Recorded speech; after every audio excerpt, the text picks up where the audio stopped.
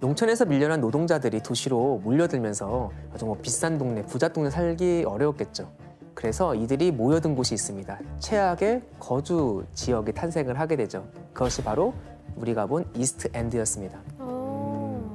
근데 산업혁명 덕분에 굉장히 부를 많이 축적을 시켰다고 했잖아요. 근데 노동자들의 삶도 그러면은 분명히 좋아졌을 것 같은데 왜 이런 일이 벌어진 거예요?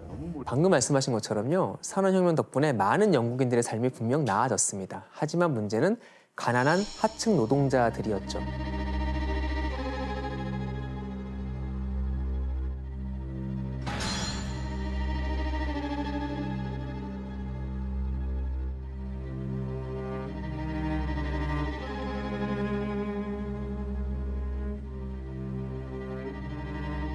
특정 기술이 있는 노동자들은 숙련 노동자라고 하는데 상대적으로 괜찮게 살았습니다. 여가도 즐길 수 있었고요. 하지만 단순 노동밖에 못하는 사람들 있잖아요. 또 갑자기 농촌에 쫓겨나 도시로 몰려든 그런 사람들에게 산업혁명의 풍요는 사실 남의 일이었죠. 그 성을 얻게 된 사람도 있는데 그렇게 어두운 부분도 있네요. 그렇죠. 산업혁명의 그 성과가 고루 나눠지진 않았다는 걸 알 수 있죠. 그럼 당시 하층 노동자들의 생활은 어땠어요? 공장에서 단순 노동을 하는 그런 노동자들의 기본 노동 시간이 보통 14시간에서 16시간 정도 되었습니다. 하루에 14시간? 예, 하루에요. 16시간. 네, 19세기 후반 보통 영국 노동자들이 6일간 80시간 이상을 일을 했습니다. 심지어 아침 식사 15분, 점심 식사 30분, 또 맥주 마시는데 15분 정도 노동자들이 유일하게 그것이 쉴 수 있는 시간이었는데요.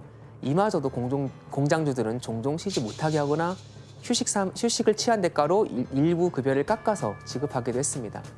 사람이 그렇게 많이 몰렸는데도 그렇게 많이 1인당 그렇게 많이 일을 해요?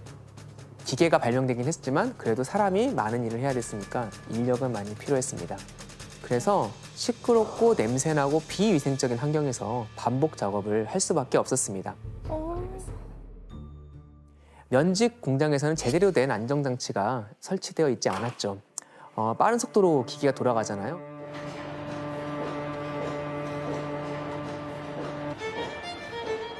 여기 손이 끼거나 또 여성 노동자들은 머리카락이 끼거나 또 옷자락이 말려들거나 해서 다치거나 평생 불구가 되게 됐고 또 면 가루가 많이 나요. 이것 때문에 기관지에 또 안 좋고. 맞습니다. 폐질환 달고 사는 사람도 아주 많았습니다. 목숨을 잃는 경우도 꽤 많이 있었습니다.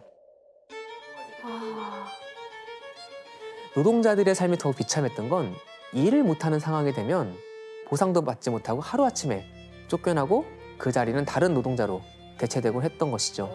사람이 이제 기계 부품 같은 존재로 소모되기 시작했다라는 것을 우리가 볼 수 있습니다. 아니, 저렇게 힘들게 노동을 했잖아요. 그럼 임금은 좀 제대로 줬을까요? 줘야지. 원래 저렇게 몸으로 뛰는 걸 더 쳐줘야 되는데. 그래야 되죠. 그러나 안타깝게도 당시는 그러지 못했습니다. 1860년대 중반에요. 잉글랜드의 일반 노동자가 평균 3실링 9페니, 석공이나 목수는 조금 더 기술이 있잖아요. 6실링 6페니, 그리고 엔지니어는 7실링 6페니. 현재 가치로 35,000원 정도를 벌었습니다. 이게 당시에 잉글랜드에서 일반 점원들이 일주일에 집 렌트하는데 한 6실링 정도 쓰고 식비로 7실링 정도를 소비했다고 하니까 사실 먹고 살기에는 아주 턱없이 부족했던 그런 임금이었던 것이죠. 너무 빠듯하네요. 자, 그렇다면 임금이 이렇게 낮았던 이유는 무엇이었을까? 대체 가능했고 스킬 필요 없었으니까. 맞아요. 18세기 말 이후 영국 인구가 지속적으로 증가를 합니다. 그리고 노동력이 아주 많아졌죠. 그리고 먹고 살기 힘들어서 도시에 노동자들이 대거 모여든 상황이니까 도시에서는 임금이 낮아도 일할 사람은 넘쳐나고 있었습니다. 그래서 자본가들은 원하는 만큼 임금을 낮추고 그만큼 이익을 챙길 수가 있었습니다. 이렇게 공장주 같은 사람들이 배를 불리는 동안 하층 노동자들은 적은 임금을 채우기 위해서 더 많이 일을 해야 했죠. 작업 시간을 더 엄수해야 됐고 휴식 시간도 점점 줄어들었습니다.